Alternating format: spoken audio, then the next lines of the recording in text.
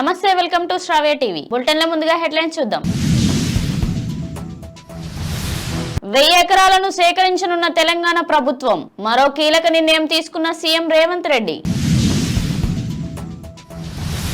తెలంగాణ నుంచి పోటీకి సోనియా గాంధీకి ఆహ్వానం, కీలక తీర్మానం ఆమోదించిన తెలంగాణ కాంగ్రెస్ కమిటీ. లోకేష్ పాదయాత్ర ముగింపు సభకు వైసీపీ ఆటంకాలు కలిగిస్తుంది, తీవ్ర ఆరోపణలు చేసిన అచ్చెన్నాయుడు. కొరలు సాచిన కోవిడ్ మహమ్మారి, రాష్ట్రాలకు హెచ్చరిక జారీ చేసిన కేంద్రం. జయప్రదకు 6 నెలల జైలు శిక్ష విధించిన చెన్నై ట్రయల్ కోర్టు, ఊరట కలిగించిన సుప్రీంకోర్టు. తిరుమలలో భక్తులకు వైకుంఠ ద్వార దర్శనం ఈ నెల 23 నుంచి జనవరి 1 వరకు కల్పించిన టీటీడీ. డ్రైవర్లెస్ కార్లను భారత్లోకి అనుమతించబోము, స్పష్టం చేసిన కేంద్ర రవాణా శాఖ మంత్రి నితిన్ గడ్కరీ. ఢిల్లీ సీఎం ఈడీ విచారణపై ఉత్కంఠ, మెడిటేషన్ కు వెళ్తున్నట్లు ప్రకటించిన కేజ్రీవాల్. నియంతృత్వంపై ప్రజాయుద్ధమే యువగలం, కీలక వ్యాఖ్యలు చేసిన నారా లోకేష్. ప్రజల ఫిర్యాదులకు 30 రోజుల్లో పరిష్కారం, కొత్త పథకం ప్రారంభించిన తమిళనాడు సీఎం ఎంకే స్టాలిన్.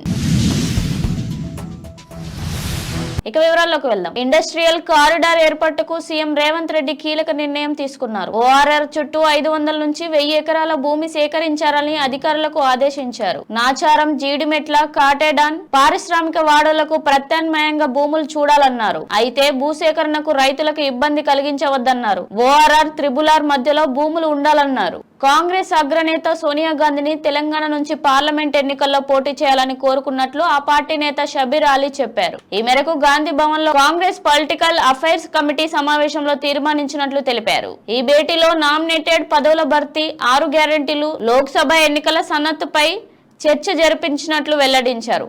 రాష్ట్రంలో కాంగ్రెస్ పార్టీని గెలిపించినందుకు ప్రజలకు ధన్యవాద తీర్మానాన్ని ఆమోదించారు. యువగలం ముగింపు సభ కోసం విస్తృత ఏర్పాట్లు చేస్తున్నట్లు టీడీపీ రాష్ట్ర అధ్యక్షుడు అచ్చెన్నాయుడు తెలిపారు. సభకు విశాఖలోని ఏయూ మైదానంలో అనుమతి అడిగితే ఇవ్వలేదని పేర్కొన్నారు. దీంతో విజయనగరం జిల్లా పోలుపల్లి వద్ద సభకు అనుమతి కోరినట్లు తెలిపారు. అయితే సభకు వచ్చేందుకు ఆర్టీసీ బస్సులు, ప్రైవేట్ బస్సులకు అనుమతి కోరినా ఇవ్వడం లేదన్న అచ్చెన్నాయుడు ప్రజలు సొంత వాహనాల్లో వచ్చేందుకు ఏర్పాటు చేసుకోవాలన్నారు. దేశంలో కోవిడ్ కొత్త వేరియంట్ బయటపడడంతో రాష్ట్రాలను కేంద్రం అప్రమత్తం చేసింది. కోవిడ్ కేసులపై అప్రమత్తంగా ఉండాలని హెచ్చరించింది.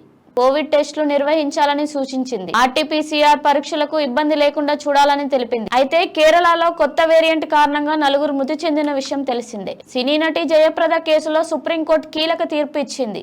చెన్నైలో జయప్రద సినిమా థియేటర్ కు సంబంధించిన ఈఎస్ఐ కేసులో చెన్నై ట్రయల్ కోర్టు ఆమెకు 6 నెలలు జైలు శిక్ష విధించింది. అయితే ఈ తీర్పును ఆమె హైకోర్టులో సవాల్ చేసింది. దీంతో ఆమెకు ఉపశమనం లభించింది. జయప్రద పిటిషన్ పై హైకోర్టులో విచారణ ముగిసేంత వరకు జైలు శిక్షపై స్టే విధించినట్టు తెలిపింది. ఈ మేరకు మధ్యంతర ఉత్తర్వులు జారీ చేసింది. బులెటిన్ లో షార్ట్ బ్రేక్ తీసుకుందాం.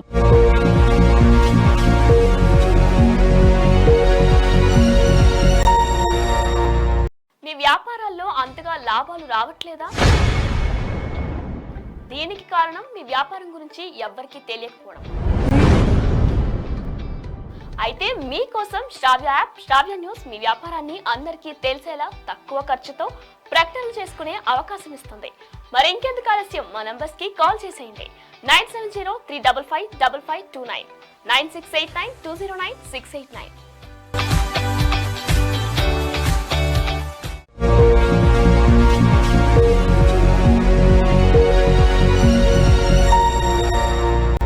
Welcome back to news. Tirumala శ్రీవారి భక్తులకు టీటీడీ శుభవార్త చెప్పింది. శ్రీవారి ఆలయంలో ఈ నెల 23 నుంచి 2024 జనవరి 1వ తేదీ వరకు వైకుంఠ ద్వారాన్ని తెరిచి భక్తులకు దర్శనం కల్పిస్తున్నట్లు పేర్కొంది. ఈ సందర్భంగా డిసెంబర్ 19వ తేదీన మంగళవారం కోయిల్ అల్వార్ తిరుమంజనం నిర్వహిస్తున్నట్లు తెలిపింది. ఆ రోజు బ్రేక్ దర్శనాలను రద్దు చేస్తున్నట్లు పేర్కొంది. డ్రైవర్లెస్ కార్లను భారత్ లోకి అనుమతించబోమని కేంద్ర రవాణా శాఖ మంత్రి నితిన్ గడ్కరీ స్పష్టం చేశారు. డ్రైవర్లెస్ కార్ల వల్ల డ్రైవర్లు ఉపాధి కోల్పోతారని ఆందోళన వ్యక్తం చేశారు. రహదారి భద్రతపై ఐఐఎం నాగ్పూర్ లో 0 మైల్ సంవాద్ పేరిట జరిగిన కార్యాలయంలో గడ్కరీ పాల్గొన్నారు. ఈ సందర్భంగా ఆయన మాట్లాడుతూ రోడ్డు ప్రమాదాల నివారణకు కేంద్ర ప్రభుత్వం చేపడుతున్న చర్యలను వివరించారు. ఈడీ విచారణకు ఢిల్లీ సీఎం అరవింద్ కేజ్రీవాల్ హాజరవుతారా అనే విషయంపై ఉత్కంఠ నెలకొంది. తాను 10 రోజుల పాటు విపాసన వైద్య చికిత్స మెడిటేషన్ కోసం వెళ్తున్నట్లు 2 రోజుల క్రితం కేజ్రీవాల్ ప్రకటించారు. అయితే ఢిల్లీ లిక్కర్ స్కామ్ కేసులో ఈ నెల 21న విచారణకు హాజరు కావాలని కేజ్రీవాల్ కు ఈడీ నోటీసులు జారీ చేసింది. ఈ నేపథ్యంలో ఆయన విచారణకు హాజరు కాకపోవచ్చని చర్చ జరుగుతుంది. నియంతృత్వంపై ప్రజాయుద్ధమే యువగళం అని టీడీపీ యువనేత నారా లోకేష్ అన్నారు. యువగళం ముగింపు సందర్భంగా యువగళం అణిచివేతకు గురైన వర్గాల గొంతుకైంది. అసమర్థుడు గద్దెనెక్కి ప్రజాస్వామ్యంపై దాడి చేశారు. ప్రజాస్వామ్యంపై వ్యవస్థలపై చేసిన దాడిని కల్లారా చూశాను. భవిష్యత్తుపై ఆశలు కోల్పోయిన యువతకు భరోసా ఇచ్చా. పాదయాత్రలో ఇచ్చిన హామీలకు కట్టుబడి ఉంటాను అని నారా లోకేష్ పేర్కొన్నారు. తమిళనాడు సీఎం ఎంకే స్టాలిన్ కొత్త పథకాన్ని ప్రారంభించారు. మక్కల్దాన్ ముతల్వార్ అనే స్కీమ్ ద్వారా ప్రజల ఫిర్యాదులను 30 రోజుల్లో పరిష్కరిస్తామని తెలిపారు. ప్రభుత్వ సేవలు ప్రజలకు అందుబాటులో ఉండేలా చూడడం, విధానపరమైన జాప్యాలు తగ్గించడం ఈ పథకం ఉద్దేశమని తెలిపారు. ఈ పథకంలో భాగంగా ఏర్పాటు చేయనున్న శిబిరాల్లో అందిన అర్జీలన్నింటినీ పరిశీలించి తగిన చర్యలు తీసుకుంటామని హామీ ఇచ్చారు. బులెటిన్ల హెడ్లైన్స్ మరోసారి చూద్దాం. 1000 ఎకరాలను సేకరించనున్న తెలంగాణ ప్రభుత్వం. మరో కీలక నిర్ణయం తీసుకున్న సీఎం రేవంత్ రెడ్డి. తెలంగాణ నుంచి పోటీకి సోనియా గాంధీకి ఆహ్వానం. కీలక తీర్మానం ఆమోదించిన తెలంగాణ కాంగ్రెస్ కమిటీ. లోకేష్ పాదయాత్ర ముగింపు సభకు వైసీపీ ఆటంకాలు కలిగిస్తుంది. తీవ్ర ఆరోపణలు చేసిన అచ్చెన్నాయుడు. కొరలు సాచిన కోవిడ్ మహమ్మారి. రాష్ట్రాలకు హెచ్చరిక జారీ చేసిన కేంద్రం. జయప్రదకు 6 నెలల జైలు శిక్ష విధించిన చెన్నై ట్రయల్ కోర్టు. ఊరట కలిగించిన సుప్రీంకోర్టు. తిరుమలలో భక్తులకు వైకుంఠ ద్వార దర్శనం. ఈ నెల 23 నుంచి జనవరి 1 వరకు కల్పించిన టీటీడీ. డ్రైవర్లెస్ కార్లను భారత్లోకి అనుమతించబోము స్పష్టం చేసిన కేంద్ర రవాణా శాఖ మంత్రి నితిన్ గడ్కరీ. ఢిల్లీ సీఎం ఈడీ విచారణపై ఉత్కంఠ. మెడిటేషన్ కు వెళ్తున్నట్లు ప్రకటించిన కేజ్రీవాల్. నియంతృత్వంపై ప్రజాయుద్ధమే యువగళం. కీలక వ్యాఖ్యలు చేసిన నారా లోకేష్.